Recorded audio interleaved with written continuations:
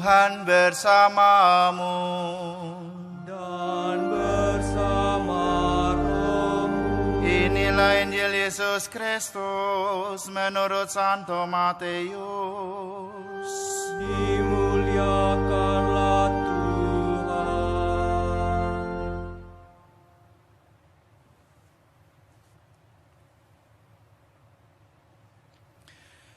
Sekali peristiwa, Yesus menyatakan kepada murid-muridnya bahwa ia harus pergi ke Yerusalem dan menanggung banyak penderitaan dari pihak tua-tua, imam-imam kepala dan ahli-ahli Taurat, lalu dibunuh dan dibangkitkan pada hari ketiga. Tetapi Petrus menarik Yesus ke samping dan mulai menegur dia dengan keras. "Tuhan, kiranya Allah menjauhkan hal itu. Hal itu sekali-kali tidak akan menimpa engkau." Lalu Yesus berpaling dan berkata kepada Petrus, "Enyahlah iblis, engkau suatu batu sandungan bagiku. Sebab engkau bukan memikirkan apa yang dipikirkan Allah, melainkan apa yang dipikirkan manusia." Lalu Yesus berkata kepada murid-muridnya, "Jika seseorang mau mengikuti aku, ia harus menyangkal dirinya, memikul salibnya, dan mengikuti aku. Karena siapa yang mau menyelamatkan nyawanya, ia akan kehilangan nyawanya. Tetapi siapa yang kehilangan nyawanya karena aku, ia akan memperolehnya. Apa gunanya seseorang memperoleh seluruh dunia tetapi kehilangan nyawanya? Apakah yang dapat diberikannya sebagai ganti nyawanya? Sebab Putra Manusia akan datang dalam kemuliaan Bapanya, diiringi malaikat-malaikatnya. Pada waktu itu ia akan membalas setiap orang menurut perbuatannya." Demikianlah Injil Tuhan. Terpujilah Kristus.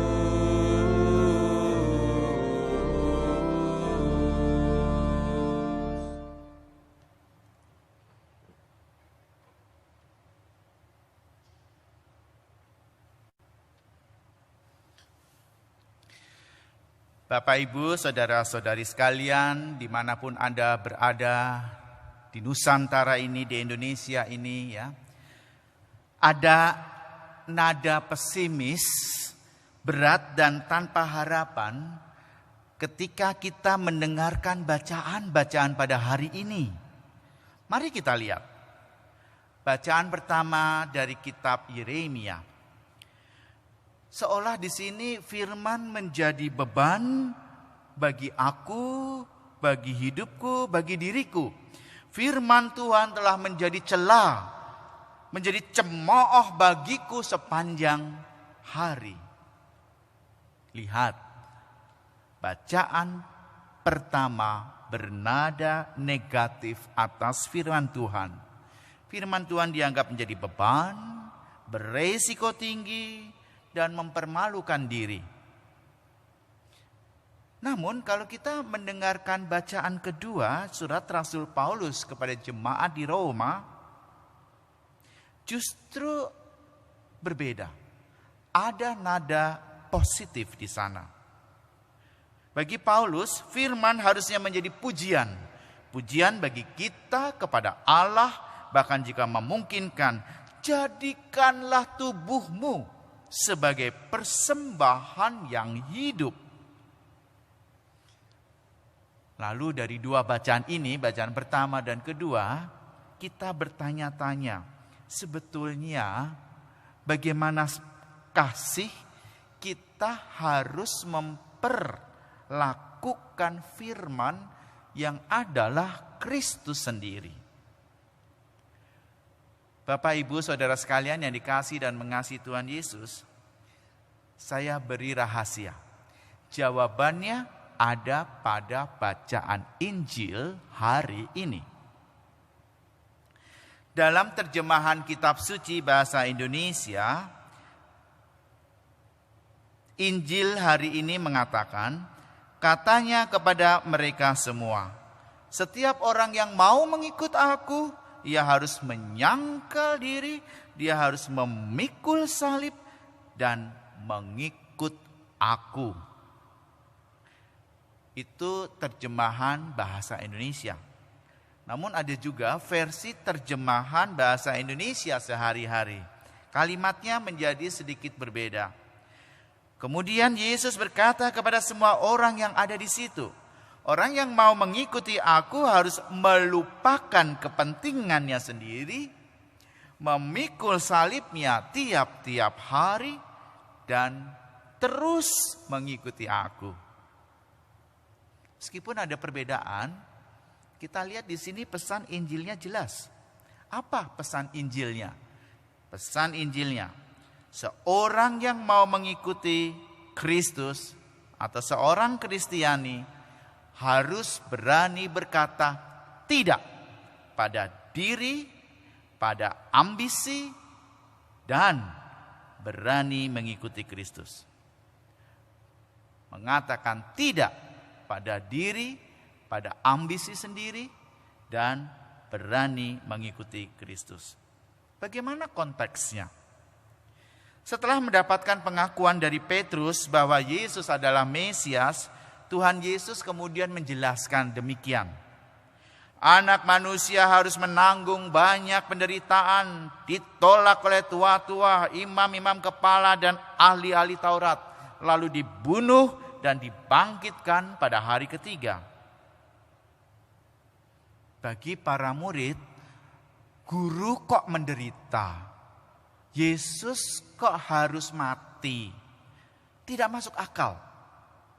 Jika Tuhan Yesus mengalami penderitaan seperti itu, maka para orang-orang yang mengaku menjadi pengikutnya jangan kaget juga kalau mengalami penderitaan karena imannya.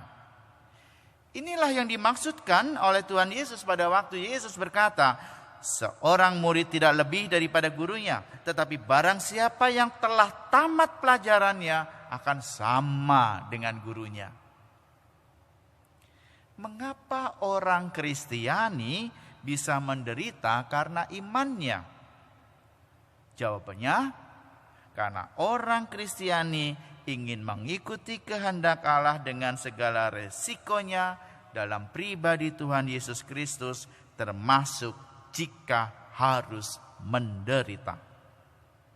Misalnya, orang Kristiani di lingkungan pegawai negeri yang tidak mau ikut korupsi di lingkungan, yang menghalalkan segala cara, kemungkinan dia akan dimusuhi oleh rekan-rekannya, dibenci, dan kehilangan banyak sahabat-sahabat. Maka kalau kita melihat pesan Injil menjadi jelas, saya boleh meringkaskan dalam 3 kata kunci. Pertama, menyangkal diri. Versi terjemahan baru menerjemahkan dengan frase melupakan kepentingannya sendiri. Orang Kristiani harus menyangkal kedagingan kita, mengesampingkan apa yang menjadi kepentingannya sendiri, dan mengarahkan kehidupannya pada apa yang menjadi kepentingan kerajaan Allah. Contoh, kepentingan umum adalah untuk kesejahteraan bersama dalam masyarakat, bonum comune. Seperti di masa pandemi COVID-19 ini, begitu banyak promosi, iklan dan sebagainya yang mengatakan pentingnya protokol kesehatan. Protokol kesehatan ini hendaknya menjadi tuntunan kita dalam hidup bermasyarakat. Seperti harus menggunakan masker, ambil jarak dengan orang lain, selalu menjaga kebersihan dengan mencuci tangan. Namun kita kerap sulit untuk menyangkal diri dengan tidak menggunakan masker. Kita sulit menyangkal diri dengan mudah berkerumun, kumpul-kumpul untuk urusan yang tidak penting. Kita sulit menyangkal diri dengan kerap abai terhadap kebersihan lingkungan dan kebersihan kita, khususnya mencuci tangan. Menyangkal diri dimulai dari hal yang paling kecil. Kedua, memikul salib. Pada zaman Romawi, seseorang yang dijatuhi hukuman salib dipaksa untuk memikul salibnya sendiri dari tempat dia dijatuhi hukuman sampai ke tempat penyaliban. Gambaran ini digunakan juga oleh Injil hari ini untuk menyatakan bahwa orang Kristen harus menjalani hidup seolah-olah dia dijatuhi hukuman mati, yaitu mati terhadap nilai-nilai dunia yang tidak sesuai dengan kehendak Allah dan tunduk pada nilai-nilai akan kerajaan Allah. Apa yang orang-orang Kristiani lakukan harus selaras dengan apa yang dikehendaki Allah. Misalnya dalam pelayanan, entah itu di gereja, entah itu dalam sebagai abdi masyarakat, kita kerap tersinggung terhadap kritik. Apalagi kalau kritik itu berasal dari status yang lebih bawah dari kita. Orang Kristiani sejati tidak mudah tersinggung atas kritik. Kritik itu membangun. Saudara, Injil mengajak kita menyangkal diri dan memikul salib setiap hari. Setiap hari. Dengan cara itulah berita tentang keselamatan di dalam Kristus akan menyebar dalam dunia. Yang ketiga, kata atau frase mengikuti aku. Mengikut Tuhan bukan sekedar komitmen yang dilakukan sekali saja, namun dilakukan seumur hidup. Artinya, mengikuti Yesus melibatkan semua dimensi hidup kita. Cara pikir kita adalah cara pikir Yesus. Cara pandang kita adalah cara pandang Yesus. Cara bertindak dan berperilaku kita adalah cara bertindak dan perilaku Yesus. Mengikuti Yesus adalah pedoman hidup setiap orang Kristiani setiap saat, dimanapun dan kapanpun juga. Menyangkal diri, mengesampingkan identitas duniawi dan fokus pada identitas sebagai pengikut Tuhan, memikul salib, mati terhadap ambisi duniawi, dan mengarahkan pada keinginan Tuhan, setiap hari harus menjadi komitmen orang-orang yang mau mengikuti Kristus. Kalau demikian muncul pertanyaan, apakah orang Kristiani harus menderita dan tidak boleh merasakan kenikmatan?